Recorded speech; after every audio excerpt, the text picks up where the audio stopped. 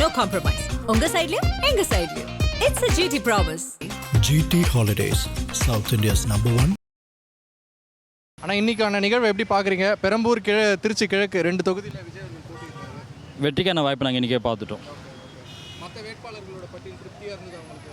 100% 100% திருப்தி தான். ஏன்னா உழைச்சவங்க எல்லாருக்குமே பதவி கொடுத்துருக்காங்க. ஏன்னா எங்கள் திருவள்ளூர் தெற்கு மாவட்டத்தில் எங்கள் அண்ணன் குட்டியான பார்த்தீங்கன்னா 28 வருஷம் தளபதி மட்டுமே அவருக்கு அங்கீகாரம் கிடைச்சது எங்கள் எல்லாருக்கும் ரொம்ப சந்தோஷம். பெருவாரியான வாக்கு வித்தியாசத்தில் எங்கள் தொகுதியில் அவர் ஜெயிக்க வைப்போம். எங்களோட ஃபுல் எஃபர்ட் அவருக்கு இருக்குது கண்டிப்பாக. சென்னையினாலே வந்து இப்போது ஆளுங்கட்சி டிஎம்கேயோட கோட்டைன்னு சொல்லுவாங்க. ஆனால் இங்கே தாவேக்கால பார்த்தீங்கன்னா முக்கியமான வேட்பாளர்கள் எல்லாருமே வந்து சென்னையில் தான் இறக்கி விட்டுருக்காங்க. அதான் கோட்டையை ஓடிக்கு போகிறோம்னு அர்த்தம். எவ்வளோ கான்ஃபிடென்ட்டாக இருக்கீங்க? ஒரு மாதம் தான் இருக்குது தேர்தலுக்கு. எவ்வளோ தன்னம்பிக்கையாக இருக்கீங்க? எங்களுக்கு 4 எலெக்ஷன் கூட நாங்கள் வின்னு தாங்க. ஏன்னா மக்கள் காத்துட்டு இருக்கிறாங்க. எப்போங்க அந்த பூத் திறப்பாங்க சொல்லி அவ்வளோ எதிர்பார்ப்பு இருக்கிறாங்க. இப்போ நாங்கள் கட்சி நிர்வாகி நாங்கள் எதிர்பார்க்கத்தோட நாங்கள் சும்மா பஸ்ஸில் போவோம். பப்ளிக் மக்களே சொல்கிறாங்க. யதார்த்தமாக நாங்கள் கேட்போம், யாருங்க ஓட்டு விசில் சின்னம் தான், யாருக்கும் கூட விசில் சின்னம் தான். நீங்கள் நம்ப மாட்டீங்க, 6 வயசு குழந்தை கூட அவங்க வீட்டிலலாம் நீங்கள் விசில் சின்னம் ஓட்டு பண்ண சொல்லி அவ்வளோ ஃபைட் பண்ணுறாங்க. அந்த அளவுக்கு குழந்தைங்க சப்போர்ட் ரொம்ப முக்கியம். இந்த எலெக்ஷனில் குழந்தைங்க சப்போர்ட் ரொம்ப ஒரு வேல்யூபலாக இருக்கும். பார்க்கும்போது உங்களுக்கு என்ன தோணுது? 2வது இடத்த வர 3வது இடத்த வருவார் அப்படிலாம் போய் எழுதுறாங்க இல்லைங்களா? அதெல்லாம் பார்க்குறீங்களா? பார்க்கும்போது என்ன தோணுது உங்களுக்கு? அது நாங்கள் வந்து லைக் தட் பார்த்துட்டு சும்மா தான் விட்டுருவோம். ஏன்னா எங்களுக்கு தெரியும் நாங்கள் எவ்வளோ கான்ஃபிடென்ட்டாக ஒர்க் பண்ணுறோம்னு சொல்லி எங்களுக்கு தெரியும். எங்களுக்கு நம்பிக்கை இருக்குது. சென்னை மக்களை விஜய் அவர்கள் சந்திக்க போகிறாரு. பெரம்பூர் அண்ட் வெள்ளிவாக்கம் முதல் கட்டமாக இது வரைக்கும் சென்னை மக்களை சந்திச்சது இல்லை. அதாவது அரசியல் என்ட்ரிக்கு அப்புறமா நாளைக்கான நிகழ்வு எப்படி இருக்க போகுது? இது வரைக்கும் சென்னையிலே வந்து வரலாறு காணாத கூட்டத்தை நாளைக்கு நீங்கள் பார்ப்பீங்க. 2 நாளைக்கு முன்னாடி பார்க்க வேண்டியது மிஸ் ஆகிடுச்சு. நாளைக்கு நீங்கள் பார்ப்பீங்க. நீங்கள் மீடியாக்காரங்க நீங்கள் முதல் சேஃபாக இருங்க அந்த இடத்துல.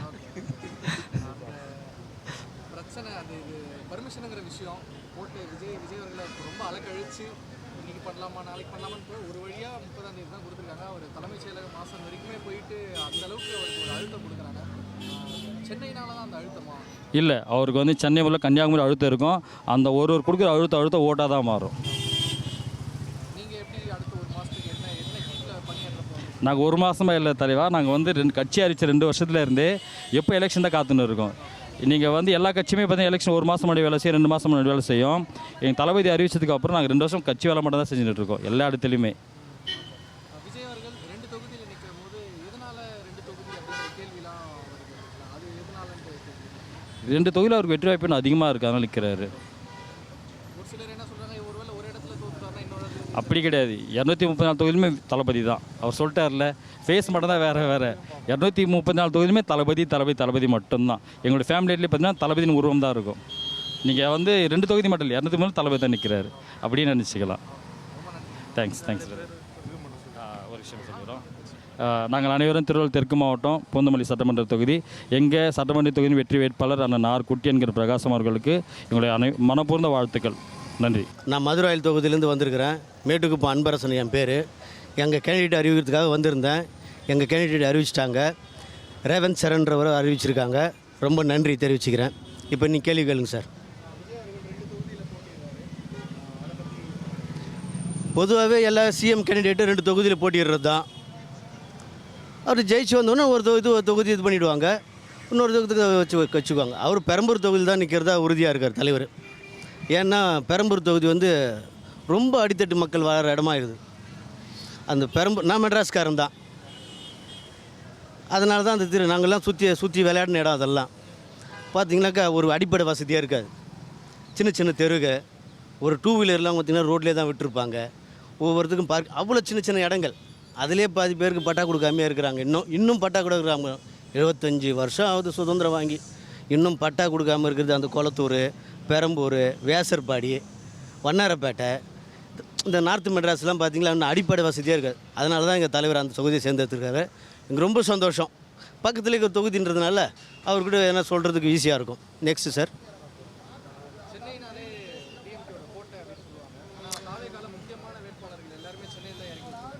ரைட், நல்ல கேள்வி தான். ஒரு கோட்டைன்னு சொல்லிட்டு இருந்தாங்கல்ல, அது ஒரு காலம் சார். இப்போ எல்லாம் மாறிட்டாங்க சார். உண்மை எது பொய் எதுன்னு தெரிஞ்சு போச்சு. ஒரு காலத்தில் நானும் அப்படி தான் கோட்டைன்னு தான் சொல்லிட்டு இருந்தேன், இல்லைன்னு சொல்லியே. அது கோட்டை இருக்குது, அது சென்ட் ஜான்சன் கோட்டை மட்டும்தான், வேறு.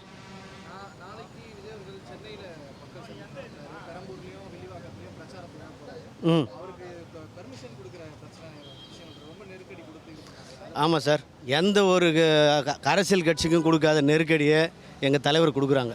அது நீங்கள் ஊடக நண்பர்களும் பார்த்துட்டு தான் இருக்கிறீங்க. இவருக்கு எவ்வளோக்கு எவ்வளோ பிரச்சனை கொடுக்குறாங்களோ அவர் அது பாட்டில் ஈஸியாக கடந்து போயிடுறாரு, இன்னும் டாப் ஆகிடுறாரு. கூடுதலாக 10,000 ஓட்டு. நெக்ஸ்ட் நாளைக்கு என்னென்ன சென்னையில் நாளைக்கு எவ்வளோ கூட்டம் வரும்னு நினைக்கிறீங்க பெரம்பூரில்? அவருக்கு கூட்டம்னு வந்தால் கோடிக்கணக்கில் வந்துடும் சார். ஆனால் முடிஞ்ச வரைக்கும் அந்த குழந்தைங்கள கூட்டின்னு வராதீங்க தலைவர் சொல்லிக்கிறாரு. அதையே தான் நானும் கேட்டுக்கிறேன். கர்ப்பிணி பெண்களும் வராதிங்க. முடிஞ்ச வரைக்கும் அங்கங்கே இருந்து லைவில் போயிட்டுருக்குது. இப்போ கூட லைவ் தான் போகுது. நான் தாஜ் கோரமண்டல் ஹோட்டல் வாசல் தான் பேசிகிட்டு இருக்கேன். உள்ளே மீட்டிங் போயிட்டுருக்கு.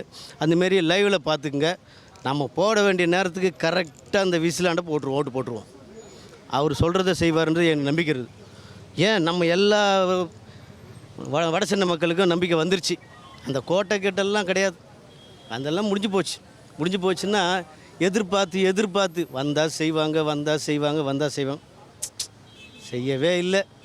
அதுக்கு வந்ததுக்கு வராமையே இருந்திருக்கலாம். இது மக்களுக்கான தேர்தலாக பார்க்குறேன். தளபதிக்கான தேர்தல். அவர் தான் எல்லா தொகுதியிலும் நிற்கிற மாரி நாங்கள் பார்க்குறோம். ஸோ கண்டிப்பாக அவரை ஜெயிக்க வைப்போம். அவருக்காக தான் நாங்கள் உழைப்போம். இந்த தேர்தல் கண்டிப்பாக நாங்கள் வெற்றி பெறுவோம்னு எங்களுக்கு ஒரு நம்பிக்கை இருக்குது. மக்களுக்கும் அதே நம்பிக்கை இருக்குது. பெண்கள் ஓட்டும் இளைஞர் ஓட்டும் கண்டிப்பாக தளபதிக்கு தான். விஜய் அவர்கள் இந்த முறை 2 இடத்துல நிற்கிறாரு. ஆமாம். முதல் முறையில் 2 இடங்கள் நிற்கிறாரு. எப்படி பார்க்குறீங்க? கண்டிப்பாக நாங்கள் எதிர்பார்த்தது. ஆனால் பெரம்பூர் தான் அவரில் மட்டும்தான் நிற்பார்னு எதிர்பார்த்தோம். திருச்சி கிழக்குலையும் நிற்கிறாரு. ஸோ எங்களுக்கு இன்னும் ஒரு பூஸ்ட் மாரி இருக்குது. திருச்சி கிழக்கு பெரம்பலூர் 2 இடத்துல என்ன எதிர்பார்க்கலாம்? கண்டிப்பாக ஜெயிச்சிருவார். கண்டிப்பாக அதில் எதுவும் அதிகமான ஓட்டு வித்தியாசத்தில் கண்டிப்பாக ஜெயிப்பார் தளபதி. அதில் எந்த மாற்றமும் இல்லை. பேசும்போது சொன்ன ஒரு வார்த்தை, நான் தான் எல்லா இடத்துலையும் நிற்கிறேன், தயவு செஞ்சு எனக்கு ஓட்டு போட்டு கையெடுத்தெல்லாம் கும்பிட்டு இருந்தாரு. உண்மை அதுதான். என்ன கனெக்ட் ஆச்சு? நீங்கள் நேரில் பார்த்தீங்க, அந்த கிரேஸாக இருக்கட்டும், அந்த ஆராவாக இருக்கட்டும், எப்படி இருந்தது? அதை சொல்கிறதுக்கு வார்த்தை இல்லை.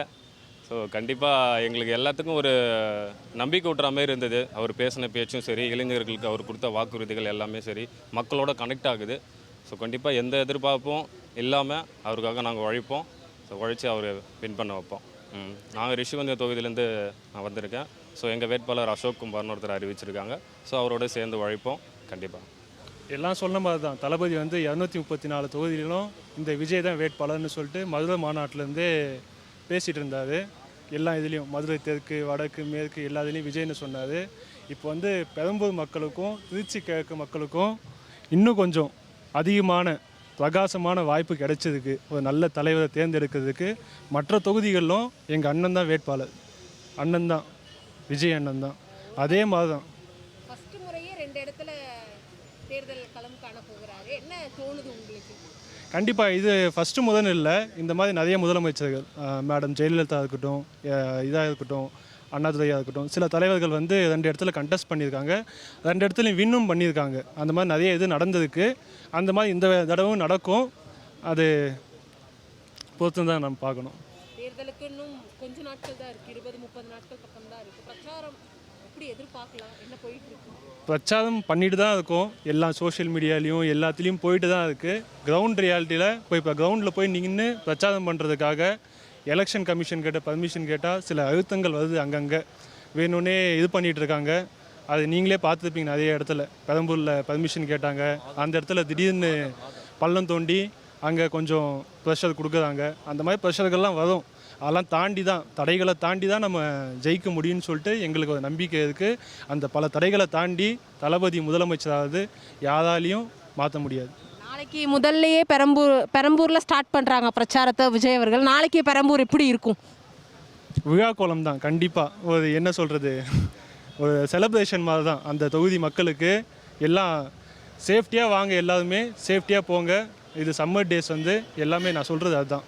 சேஃப்டியாக வாங்க, சேஃப்டியாக போங்க. அண்ணனுக்காக நம்ம வரோம். அண்ணனுக்கு எந்த கெட்ட பெய்தும் எங்கேயுமே நம்ம விளைவிச்சிடக்கூடாது எங்கேயும். ஏன்னா எல்லா எதிர்கட்சியும் எல்லாருமே நம்ம அண்ணனை எங்கே என்ன பண்ணலாம் வீழ்த்தலான்னு சொல்லிட்டு தான் பார்த்துட்ருக்காங்க. அதனால் நம்ம கொஞ்சம் கவனமாக இந்த சம்மர் டேஸில் வந்து பெண்களும் சரி, குழந்தைகளையும் சரி, எல்லாமே கவனமாக வந்து கவனமாக போங்க. அதான் நான் சொல்லி வந்துக்கிறேன்.